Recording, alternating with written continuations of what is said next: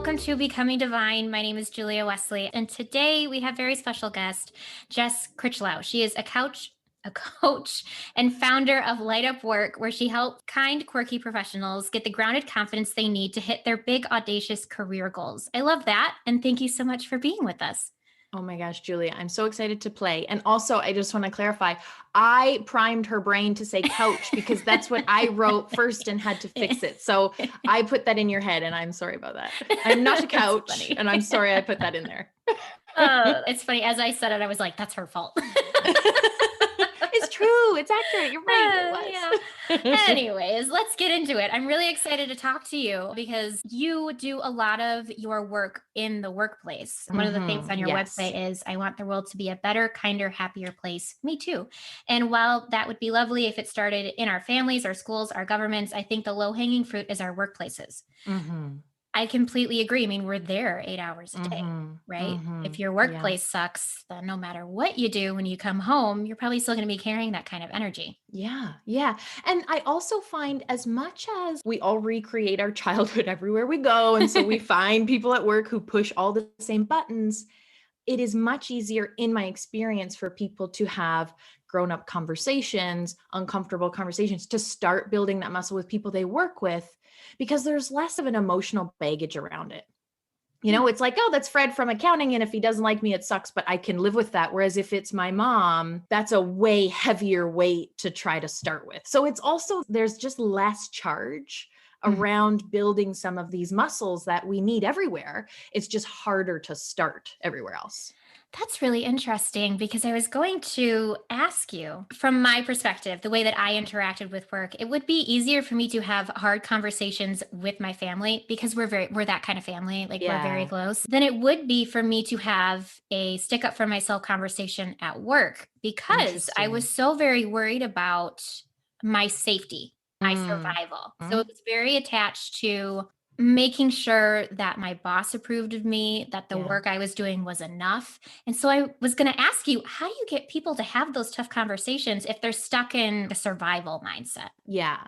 And so the first disclaimer I'd say is this: I don't actually always tell people to have tough conversations at work if it's a psychologically unsafe place.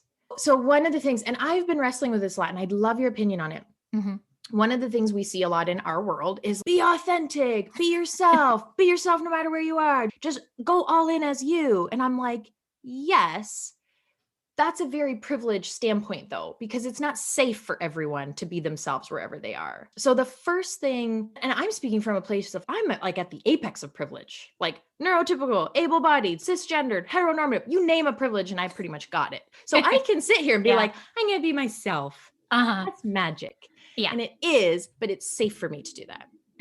So the first thing when I work with people is it unsafe or are you just uncomfortable? Because those are two very different things. Right. And so we look at objectively, what are some of the behaviors of your colleagues? What are some of the behaviors of your boss? And is it a story that you're making up? Because we all make up stories, right? That's how we work. That's how the brain goes. And can you get over the discomfort, or is it fear because something is genuinely unsafe? So that's always step one, is let's assess the safety first before you rush in and be like, I'm going to give you my truth. It's like, you're fired. Oh no. Right. So that's step one. Yeah. That would make a lot of sense. I think when you're in the survivalist mindset, absolutely, you're going to feel that if I express myself, that's it.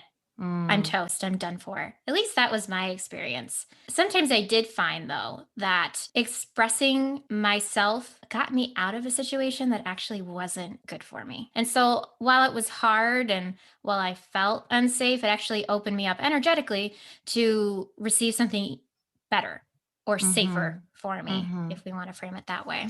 100%. I think too, like I spent a lot of time in corporate. That's where I spent the majority of my career, specifically in behind the scenes roles. So I started in HR, moved into organizational leadership development, and 9 times out of 10, your discomfort is probably not true lack of safety.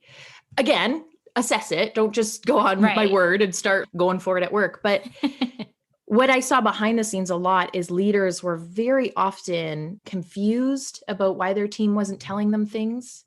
Now, they weren't doing the right things to create that environment, don't get me wrong, but there was actually space for more honesty, more authenticity, more tough conversations. Mm-hmm. It's almost like there wasn't a tipping point. There wasn't someone modeling it. And when I hear people say, but that shouldn't be me, it shouldn't be my job to create that, it shouldn't be me to start creating that culture. Yeah, it's not fair. Probably shouldn't be you. But so what? Do you want to be right? Or do you want to be free? Do you want to be right? Or do you want to feel good at work? This is sometimes a choice. So we have determined that we're just uncomfortable. We're not necessarily Yes. unsafe. Mm-hmm. How is it that you coach someone to get past the survivalist complete fear of discomfort? Because sometimes our brain tricks us into thinking that your discomfort is actually a threat to you. Yeah, I'd say 9 times out of 10, our brain is doing that. And so step one, the short answer is like, it depends on the person. But a more useful answer to that question is pretty much we always look at what are your stories first. Okay. And we really play with stories in 2 different ways. So when I say stories, I mean the actual script your brain is giving you. Because here's the thing with our brains, they're a lovely sidekick. They really are. Yeah. And they want us to be cocooned, like in a little cozy sweater on the couch, eating Doritos, never taking any risk ever, because risk inherently comes with failure. Like it's not going to go right every time. When I hear someone say, okay, I did it. I had the tough conversation with my boss and it went freaking horribly. I'm like, yeah, there is no guarantee just because you're being brave, it's going to go well, right? So part of it is recognizing your brain never wants you to take any risk ever. So let's look at the stories. Like, what are the scripts in your brain? We do a few tools that help. One of them is what's the projected fear? So that's where your brain is doing a choose your own adventure of if you tell your boss you don't like them talking to you that way, then they won't give you the promotion. And then eventually they'll get you out of the team and then you'll be broke and then you'll lose your job and then you'll be homeless. You just went from having an awkward conversation to being homeless in 5 seconds. Part of it is what's the projected fear. Part of it too that we do a lot of is retraining what your brain makes up about the physiological experience of fear. So what often happens more often than not, which is a survival mechanism and makes sense, is our palms get really sweaty, blood rushing to our head, pit in our stomach. You know that feeling, right? We interpret it as fear and we interpret it as this means that something is wrong. This is not okay. Sometimes that is true. When you are standing at the mouth of a dark alley at 3 a.m., oh my gosh, listen to that voice. Please don't go down the alley, right? Right. Some of it, though, is you're about to be a badass. Like there is risk. Yeah, because you're about to be brave. And so can you start to retrain your brain to experience that feeling in a different way? So instead of, oh my God, I'm so freaked out and scared right now, it's, I'm so exhilarated because I'm about to be really brave. It's that you're like on the roller coaster and it's clicking. That's the same physiology as fear, only you're interpreting it as, this is so exciting, right? So how do you like retrain your brain to get out of those knee-jerk habits and move into something that serves you better? That really reminds me of cognitive behavioral therapy. And as you described a projected fear, I would do that all the time. And it's not that I was actually unsafe at work. I was so convinced that being myself was going to kill me, even though I am also very privileged and it wouldn't have, that it was so hard for me to say, hey, this is actually what I want. And I feel disrespected right now. And that's not cool. So one of the other things that you work on, I think, is imposter syndrome. Yes. Oh man, gotta love that gremlin. Do you see that this is a bigger issue for some people than others? Like maybe perhaps women than men that you work with? Yeah, and it's interesting. And I probably have a weirder perspective on it because the workplaces I've worked in have been predominantly men. So it's been tech and engineering. And in my experience, I'm sure there's data, like consolidated data on this that would look different. But in my experience, there's been a grouping of people that it tends to show up in. And in my experience, it's always been the emotionally intelligent people. It's always been, and that is more often than not in women identifying people. Yes, they tend to have developed that skill more. But just as many white dudes that I've worked with who have the emotional intelligence, who are able to think from other people's perspectives. The sort of shadow side of that is, but there's so many other smart people in the room. Who's going to listen to me? Because so many of these people are brilliant. I've seen it more from that pattern. So it's not necessarily that you're a true imposter. It's just that you see things from multiple perspectives. You recognize 100%. yourself as that I'm not always the smartest person here. It's like being very humble. Yeah. Yeah. It is the shadow side of humility, is knowing, yeah, there is someone else who can do this better than me. That's fact. Like, yeah, there's no point in arguing with that. And I think that's something that when I work with people around imposter syndrome, one of the first things we do is just normalize. I worked with this seriously alpha male CEO of a tech company, and he had it too. Like it is everywhere. So one is, you're not the weirdo. We all got it. So that's one. Mm-hmm. Two is, it's so counterproductive to argue with yourself. Waste of energy. God, yeah. And so when you have, even from a good perspective, like even when you have good intentions, your brain pops up and says, you shouldn't be doing this presentation. There's someone smarter than you who can do it. What I see a lot out there is people are like, say, get out of here, brain. Yes, I can. I'm great. And that's well-meaning, but it just ends up causing a conflict in your brain. Mm-hmm. And again, back to that cognitive side of things, what happens is your brain will look for evidence that you're not the best at it, and it will find it because there is someone better than you. Yep. Yeah. Absolutely. So we want to move away from setting up this argument with yourself and almost just bypass it completely. Just like, yep, there's someone better than me. I'm going to go contribute what I know now. Yeah. It's very meditation training. Yeah, there's a lot of mindfulness in there. I've never thought of it that way, but you're absolutely right. It is. It reminds me of when I teach people to meditate and they're telling me, but I can't stop thinking. And I'm like, well, don't stop. Just pay attention to what you're saying. And then eventually your brain will go, and that space in between those two thoughts is where you can just sit and rest for a moment until your brain comes up with something else. And so it's very much, the more that you fight, the more energy you give to it. Yes. Mm-hmm. I love that perspective. I've never thought of it that way. Like I remember hearing someone, maybe it was the guy who does Headspace, I don't remember, but saying, and I'm curious if you teach this to your students with meditation, of if you have noticed your thinking, you're doing meditation right. Like that's not failing. That's actually doing it right. Yes. Yeah. Absolutely. My dad is also pretty woo-woo. One of the things that we talk about is, he's like, I don't know how to meditate. It's just, I try and sit in silence, and I'm like, try walking. If you're paying attention to what you're doing, then you're being present. That's all meditation requires of you. You don't have to fight yourself. You are where you are. And it's, as soon as, like you were saying before, as soon as you acknowledge where you're at emotionally or mentally, then you can work with it, or at least bypass it, work around it. You don't have to give it the energy of almost the validation of fighting with it and saying, no, you're wrong. You don't have to give it that kind of credence. You can just say, that's nice of you, and then just skirt around it. I think that's very woo-woo of you.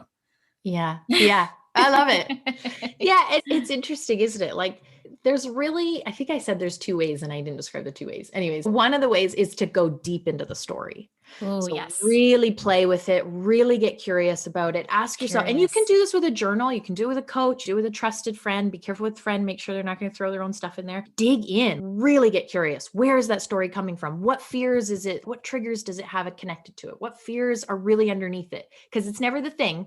You're not actually worried about being fired. It's the thing beneath the thing. So really dig in and figure it out and like unpick that knot.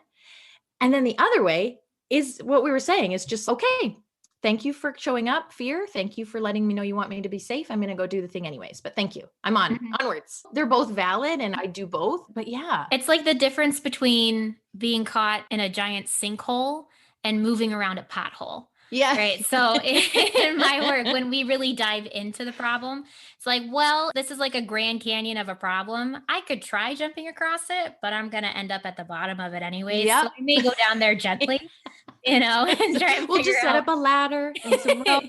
If you can look at it and skirt around it, that's like a pothole kind of an issue. But it sounds very much like you're talking about energy work and energy healing. I wondered if you had any training in that, because going deeper into your bio, I say that you're actually Reiki attuned. Yeah, I've done a lot of Reiki. Here's what I don't actually talk about this much, because my background is working with really left brain people. Mm-hmm. Like, but to you people, you get it, right?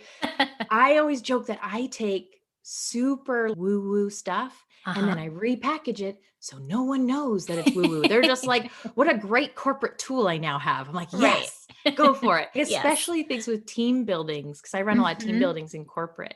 And I incorporate a lot of stuff that I call it team building. It's looking at the energetics. I'm formally trained in coaching through a school called a Coactive Training Institute. Mm-hmm. And it's very, very right brain type of coaching. I've done corporate coach training too, but this one is very like a lot of training around intuition, a lot of training around reading the energy in the room. So yeah, I bring in a lot of that. I just don't tell my corporate friends that's what it is. And then I've experienced, oh my gosh, you name it, I've done it. Mediums, psychics, human design I'm obsessed with, Reiki healing, Buddhist retreats. I just think throw everything at it. Why not? What I love about that is, first of all, I do this professionally. I do the woo professionally, but I'm so very left brained. I Yeah. come from such an academic background. I fought this tooth and nail because I was so sciencey. And I was like, these two things cannot exist at the same time, but they can. One of my favorite things to do is to take spiritual concepts. We're talking about energy, we're talking about consciousness, we're talking about working within it, paying attention to it, and presenting it to people as this is practical because this is how things are. So I love that. And it seems sneaky and it seems kind of fun. It's true. But you know what? This is my way of not feeling sneaky and feeling like I'm in my integrity. It's like, well, the Buddha did it. He was just like, hey, don't listen to me. Just go try it. And if it works for you, great. And if it doesn't, that's cool too. I'm like, okay, hey, if the Buddha did it, I can do it. That's a lot of what I do. And I'm sure you're probably quite like this too, is don't just believe me because I've said it. Try it on. Let's get some readings and see. I imagine the mediums I've seen, they've been like, I'm going to throw it out there. You tell me if it resonates. If it doesn't, we move on. It's not like, this is what they're saying. I don't care if it doesn't resonate. This is what your spirits are saying. I'm going to throw it out and we'll see what happens in your body and see what your reaction is. One of the things that really freaked me out when I was first learning mediumship, because I was of the mindset of, I'm not going to believe someone else that this is true. I'm going to do this myself. Is this possible? I'll let you know.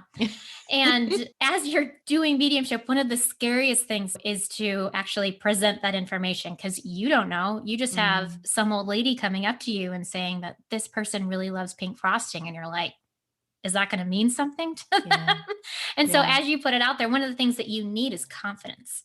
Yeah. I know that's another thing that you really work. Yeah, that's one of the big ones. I call it the gateway drug. Like confidence is the thing you need. I jokingly say it's the thing you need to make your vision board happen, but it really is because we think, first of all, we all think confidence is something it's not. We all think it's this calm, cool, collected, not nervous, not scared, not asking for help, not needing support, just like lone wolf. That's not confidence. That's complacency. That's because you don't really care.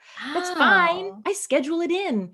I just am very clear that it's not being confident. It's because I don't care that much. Whereas a good example I always give people is, especially people who've seen, I did a TEDx talk and they've watched and they've said, wow, you were really confident. And I go, yeah, I was. How are you defining confidence? No, you weren't nervous. I'm like, okay, no, I was so nervous. I was legit trying to hold back throw up. I was pacing backstage going, don't throw up, don't throw up, don't throw up. Of course you're nervous. You're about to be brave. Of course you're exhilarated. You're about to be a badass. Doesn't mean I wasn't nervous. So yeah, that's part of what we do first is let's redefine what we're talking about here. When we make up a lot of stuff, we let our confidence sit on a very fragile foundation. So for you in your work, for example, I would make up, it's about being right. So if I share what I'm channeling and the person goes, no, that doesn't mean anything to me. If your confidence is resting on being right, you're right away like, oh shit. Whereas if your confidence is resting on, I know my abilities and I'm taking action, and they say, no, that doesn't resonate. You go, oh, okay, brilliant. What does it spark for you then? And you can stay in your curious high vibe place. So that's a big part of it is let's redefine it, people, because the one we got is not helping us in any way. It's not helping any of us. You really nailed it, especially when you're first starting out, typically in mediumship or any type of woo-woo, and you're like, is this real? A lot of it is based on being right. Yeah. And so every time you present something to someone and they're like, what are you talking about? What? Like, I don't know about any yellow flowers. What are you Exactly. And it really shakes you. But I like reframing confidence. And if I'm getting this correctly, and if I'm not, let me know. Confidence is having a belief in your own abilities. And the second part of the definition, the part that no one actually likes, understanding your abilities, believing in your abilities, and taking action as a result. That's part no one actually likes, because you can sit in your bedroom all day and be like, I am in touch with the spirits, man. I'm a great medium. I offer that out. I'm never going to tell anyone I can do it. Uh-huh. That's not confidence. Come on. Yeah. Anyone can sit by themselves and be like, I'm really good at doing presentations. I'm never going to offer to do a presentation. So the second part is part no one likes, which is you then have to do something with that ability. You have to go out there and do something with it. And the going out and doing something about it, I think is, from my experience, changing fear to being exhilarated. Oh, that's a big, 100%. That's 90%. If you can retrain your brain there, you're good. You make it happen. I suffered for a very long time with almost debilitating anxiety. Like I'd wake up and I'd be anxious. I'd go to bed and I'd be anxious. I was so thankful for those hours where I was unconscious because I wasn't anxious, or at least I didn't remember it. You're like, yay, it's sleep time. I don't have to fight with my brain. Yeah, exactly. One of the things that I did when I would encounter something new, I had never felt anything other than anxiety. And so it got to the point where I think I was learning meditation and someone said, exhilaration and anxiety are the same physiological response. Yeah. And I was 100%. like, wait a minute. So are you telling me that wait I a can minute? change this? Yeah. Part of your work to help people be confident through changing their identification with that physiological response? Yeah, 100%. Okay. Yeah. Thank you for summarizing. That's a really good way to articulate it. I'm actually really curious about something. That anxiety, was that before you fully understood and embraced your ability to channel? Oh, that's interesting. It's part of it. So Okay. a lot of the times I was very energetically open, what you might call the unbalanced impact. So I was Right. Okay. picking up on everybody's stuff, identifying as everyone's stuff. And of course, I had my own issues, could not stand myself. Yeah. And Well, so sure. all of Yeah. that was like this unholy trifecta concoction. And it's funny because actually, as I started consciously working with energy and spirit, I was like, this feels like anxiety. So I feel as if a lot of the times being a medium and you're open and you're not paying attention, you attract a lot of energies that are just ghosts that are hanging out, like Joe Blow at the bar, who's an alcoholic and is, well, you've got a problem. Let's talk. So Yeah. it's that kind of thing. And there is a certain amount of power and authority that comes from saying, well, I can change the way I identify and my story around what I'm doing. Right. And so you work with stories a lot, you were saying earlier. Oh, yeah. That's a huge part of what we do together. The one thing I want to tack on to this, because I'm just very conscious of, I don't want anyone to get the wrong impression. When we talk about rechanging your emotional literacy and being able to interpret it in a different way, I want to be careful that doesn't go all the way over to gaslighting yourself. And this happens a lot in corporate, and people have gaslit the shit out of themselves. So they walk into a conference room and there's a really weird vibe, and they right away just dismiss it. They're like, oh, I don't know why that's in my head. I'm just going to buckle in for the meeting. And so I want to be careful that purely because you're getting more curious about your emotions and retraining your brain to interpret them in different ways, I don't want people to then dismiss the data that their emotions bring them. And it is a balance, and it invariably we go too far one way, too far the other. But if you're feeling something, there is probably a reason for it. It might be something, to your point, with retraining yourself around different ways of interpreting anxiety and understanding how much you're taking on from other people. But just dismissing it completely and being like, anxiety's silly, I feel excited. That's too far the other way too. It is useful data and it is useful information, and you've got to build that muscle, but it's not about dismissing it. Does that make sense? That makes perfect sense. Okay. I like the word that you used, curiosity. Yeah. I had been so far into the belief that everything I was feeling was anxiety that I didn't have that curiosity as to what am I actually feeling. So for me, coming from this place of this could be exhilaration, every time I walked into a room, the only thing I felt was anxious. So like, I'm going to die. I wasn't going to, but that's the belief, right? That was the story. And I was having a conversation with someone that I had interviewed before, and we talked about feeling uncomfortable and about how sometimes to grow, it's not always about being uncomfortable. Sometimes it's nice to feel safe every once in a while. And so that was one of the things where it was like a light bulb moment for me of being like, well, I'm already uncomfortable. What does being comfortable get me? That was just a nice little juxtaposition of what is it like to be comfortable at work? I don't know, but I want to find out.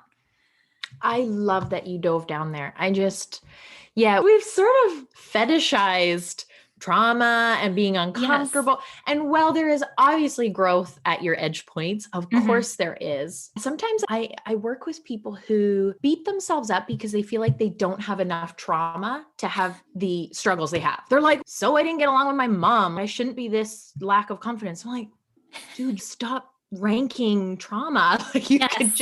you can have a story that doesn't work for you, and you don't have to then feel guilty because you haven't had a bad enough life. And one of the things I say is your stories don't always have to come from trauma. Trauma will absolutely create stories to try to keep you safe, and you got to unpick those. I have a story that I really struggle with, and it's from a positive place. It's because as a kid, I was labeled smart, which is lovely.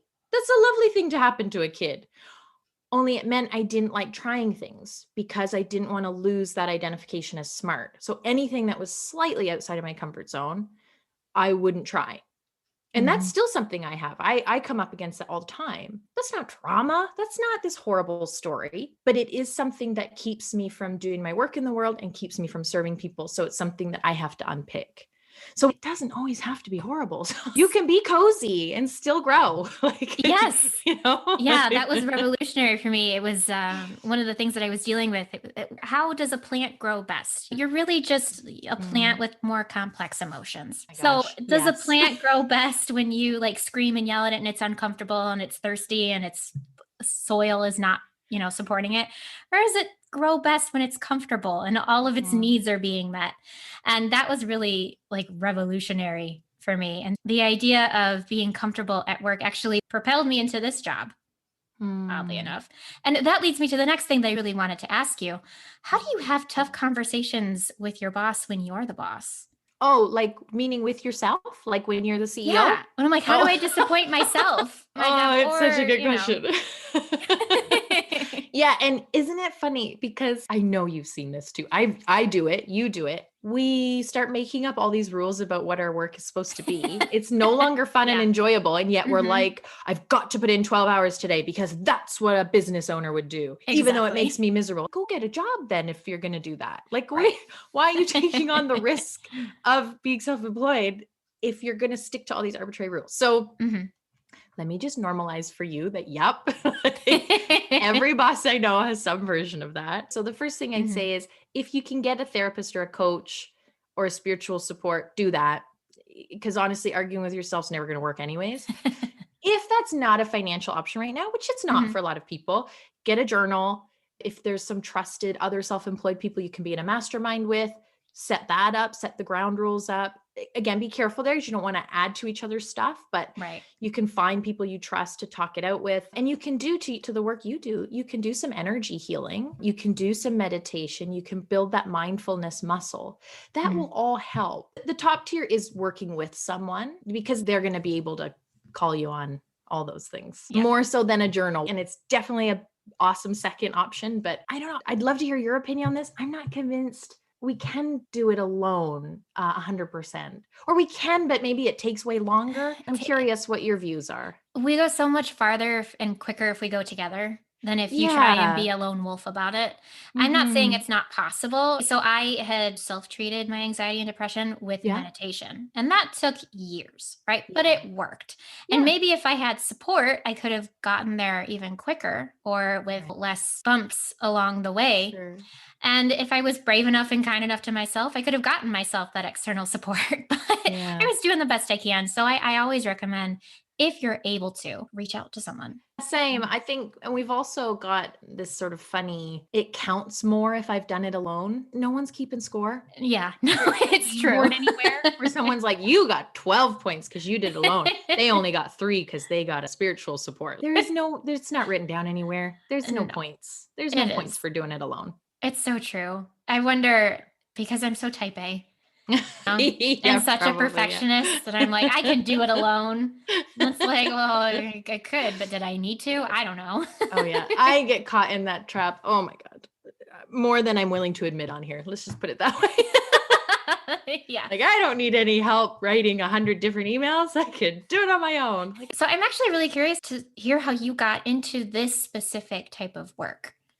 oh, good question. So I spent over a decade in big corporate, and I was walking this tightrope of being recognized at a relatively young age as being very accomplished, very talented, on the high potentials list, because corporates love putting people in lists, all that kind of stuff. Right. And I felt like I was walking this tightrope because I didn't feel that inside at all. If I made a single mistake, I couldn't handle it. I had no resilience. I had no inner confidence. I just had a lot of posturing. And a friend, my best friend, she really is. I like to super narcissistically think the universe put her on earth just for me. I'm sure that she's living her own story, but anyway. Right. She was doing coaching training at the Coaching Collective Institute that I talked about. And she had asked me to be a sample for some of the other students in the course. So I did that. And I was like, that's a little sip of the Kool-Aid. That was pretty magic. So then I hired a coach. We dug into all the things. And that was the gateway for me of really the inner work. Because up until that point, I'd done degrees and I'd done the postgraduates and I'd done all the outer, there's like letters after names and there's papers on walls and frames, but I'd not done a single piece of inner work. No therapy, no coaching, no energy work, nothing. And that was the gateway for me. It was like that moment where you get exposed to something and you've been struck by lightning. I was like, okay, I got a taste of it. I'm going to dive down the rabbit hole. And I did all the things. Like I was saying before, like I did the coach training, yes. And I sold all my stuff and moved to England. I went on Buddhist retreats. I got trained in meditation. I got energy healing, Reiki, mediums, psychics, intuitive coaching, like you name it. And I was like, yeah, I'll sample some of that. And for me, obviously that clarified a lot of where my excitement, and I call my company Light Up Work, because that's the thing I'm curious about is how do you make work light and fun and joyful? And I don't buy into the myth that like, that's fine for you, but I work at a manufacturing plant, so we can't have fun. I'm like, I don't think that's accurate. Let's examine that a little bit. And so I got a taste of the Kool-Aid, dove in and just like chugged gallons of it and realized how much of what lights me up in my corporate world was the team building side of things, the workplace culture, coaching and developing leaders. And then I had my first kid, realized I didn't want to work 60-hour weeks anymore, and started slowly but surely doing it on my own. So it's just a regular old step-by-step kind of deal. Yeah. It's funny how that sneaks up on you, isn't it? Yeah, it is. Yeah. I also do work in helping people understand that they express themselves no matter what job they're doing. So there is some part of you, you may So not have good. felt completely fulfilled in your corporate job, but you're like, I really like the team building part. That feels like me. And I really love the encouragement behind you can create a job, or your job can be joyful. Yes. And I love the way you said you can create a job or your job can be, because I think that we put a little bit sometimes too much pressure on our jobs to also overlap completely with our soul's purpose. And don't get me wrong, I think it's freaking awesome when you can get paid to do your soul's purpose. Like, hell yes to that. But if your soul's purpose is to create beauty and you feel so lit up when that's your thing, I think we start to put pressure on ourselves like, okay, now I got to go to design school and I got to go be an interior designer and I have to get all these clients. Maybe. Or sometimes you can keep working as a financial assistant because you don't hate your job and it funds your soul's purpose. So I always like to caution people. Yes, I'm an advocate for loving your work.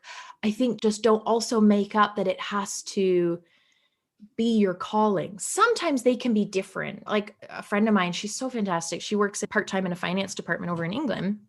She's a podcast as well. She's so spectacular. And she likes her job and she likes who she works with. And then because she works part-time and she does coaching in her other hours, and she's happy with that. It's not like, oh, I can't wait to quit that job. It's the worst. It makes me so miserable. She's like, no, it's great. I like it. Love my colleagues. We have a great time. That can be a model that works too. I completely agree. It's about finding outlets for who you are. Yeah, 100%. Yeah. And the current paradigm that we have, that's not going to fit everyone. And if you're someone like me who follows a very non-traditional career path, there's no degree path for what I do. We can try, we can create certifications and whatnot, but there's no governing board for what I do. So it required me to remove myself from the paradigm I was in. But that being said, that's not going to work for everyone. So I do like the idea of, well, I'm really happy doing this. And then I'm also really happy doing this other thing I do. And I feel fulfilled. I'm good. I'm great. I think that's cool if you can manage that, because I've had a couple jobs where I'm like, I really like the community aspect of this. I got great friends here. Everything seems to be working. I just hate what I'm doing. Yeah. Yeah. Yeah. Yeah. Everything else is great, but. And who, I think it was, I want to say it was Mark Nepo who said, I'm going to totally butcher this quote, but the idea is, if you love something, love it and do it. Stop trying to turn your verbs into nouns. So if you love gardening, garden. Right. Go and stick your hands in some dirt. You don't then have to go to horticulture college and start a landscaping company. You can just go and get dirty. That can be exactly what you need. So I think it's sort of full circle back to what we were saying earlier, what we were talking about around curiosity. Mm-hmm. Get curious about it. Maybe your soul's purpose is to teach flamenco dancing on Saturdays and then be an accountant 9 to 5. And that is perfect for you. And maybe it's burning everything to the ground, moving to Argentina. And you know what I mean? Get curious. Yeah. And then it brings me back to this idea of imposter syndrome. I think sometimes people wrestle with this idea, well, if I'm not doing it fully, am I really this thing? Mm-hmm. You ever run into that where some people are like, well, I do it part-time, but am I a photographer? I don't know. Yeah, all the time. Mm-hmm.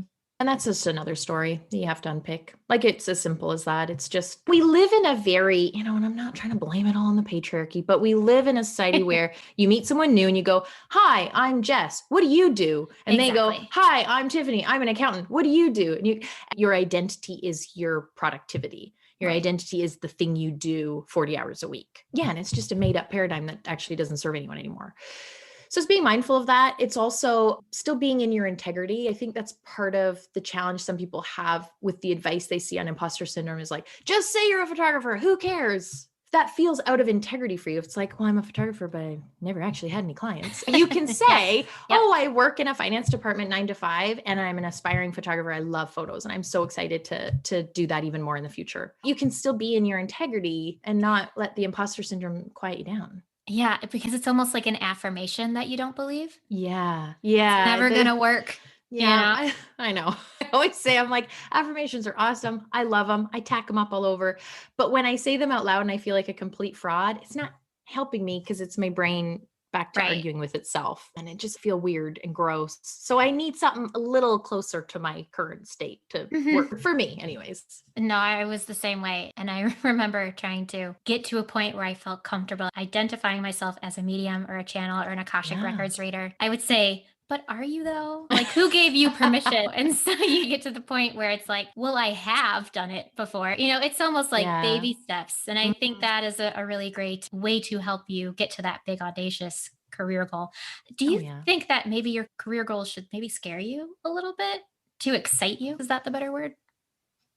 Oh, what an interesting question. I've never been asked that before. I like to challenge my guests. Oh my gosh, you're good at it. If I knew this, I wouldn't have signed up. No, I'm kidding. I'm going to go with yes, even though I'm just thinking about it on the spot, and I might email you later and say I changed my mind. I'm a process after the fact kind of gal, but I'm going to say yes, because anything that doesn't scare you, and not full fear, like relax everyone, but it should give you a little bit of like, ooh, I don't know. That feels like a stretch. Anything smaller than that, that's probably letting your stories take over a little bit. And when I say smaller, by the way, I want to be really clear with people. Your audacious career goal might be to take a 3-year secondment and travel. It doesn't always have to be promotions, more, bigger. For some people, it's like, I'd love to go down to 3 days a week so I can spend time with my kids, or to travel, or to sit and write. So just be mindful, again, that curiosity muscle, because for some people, it's terrifying thinking of going down to 3 days a week or 6-hour days or whatever. So it should be a little uncomfortable. It should feel a little outside your realm of something you can do right now. And don't make up that means bigger and more. Sometimes what scares you is less, quieter, more being, less doing. So notice that as well. That's a really beautiful distinction. I have been of the mindset that big and audacious meant more. Rather than and we do. Less. Yeah. And it's almost the less that's more scary than going for more. That's a really good point.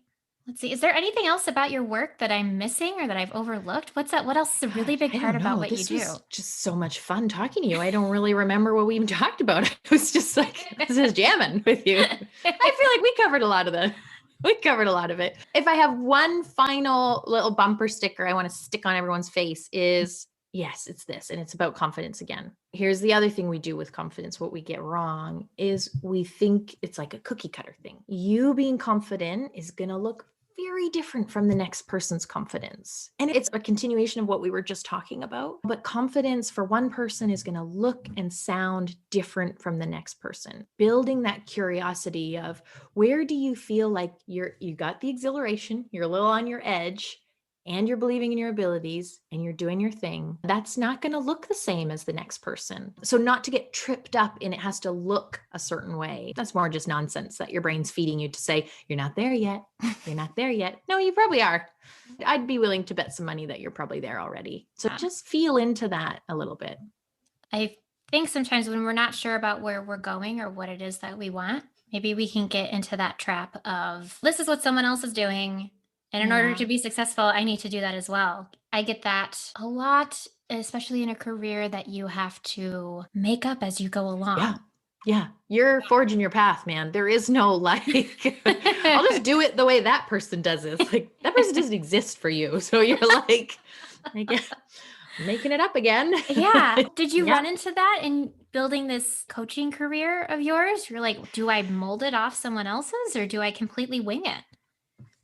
Is it a confidence sort of a thing that you have to? Yeah, it's such a good question. I would argue I totally messed that up the first probably 2 years. And it's fine because I learn best by screwing things up. So it's fine. Same. But I was just like, okay, I watched a webinar by Marie Forleo. So I just have to do all those things. That's not me. Like, okay, I downloaded this freebie from this person. So I have to implement these 10 steps and then I will have my business figured out. Mm-hmm. Look, I love learning from people and you don't have to recreate the wheel. And of course you can understand, look at how other people do it. But yeah, I was a mess. I was just like, I still wrestle with that a lot of the discomfort of I'm doing this a little bit differently than this person who I really respect over here. Mm-hmm. So that's really, I don't like it. I don't want to be out on my own, but I've built my ability to stay in the discomfort of, I'm going to just try it my way and I can course correct. That's taken me 15 years. So that's resilience training for you. There we go. Well, thank you so much for talking with me, Jess. Would you mind telling everyone how they can reach you and work with you? Yes. Thank you so much. I knew this was going to be so much fun, and I proved correct. Yeah. The best place to find me is usually on Instagram. That's where I hang out the most. So at Light Up Work. My website is lightupwork.com and I have some fun little free stuff on there. I have a confidence archetype quiz. I'll just, give you some ways to lean more into your brand of confidence. And that's really the best ways to start working with me is just find me there and we can connect and hang out. Awesome. I love quizzes, so I'll be taking that. I know, me too. That's why I made one. I'm like, I'm obsessed with quizzes. Anything like, what brand of dog are you? What kind of laundry detergent are you? I'm like, God. Yes, I need to know this. Tell me who I am through what color lightsaber I am. Exactly. What Harry Potter character? Yep, same. Thank you so much. I hope people reach out to you. I'm looking at your website right now and it looks amazing. I love anyone who can go on a Buddhist retreat in a forest. So that sounds super fun. Oh, thank you. I'm so grateful we got to hang out. I had so much fun with you. Me too. All right. See you next time.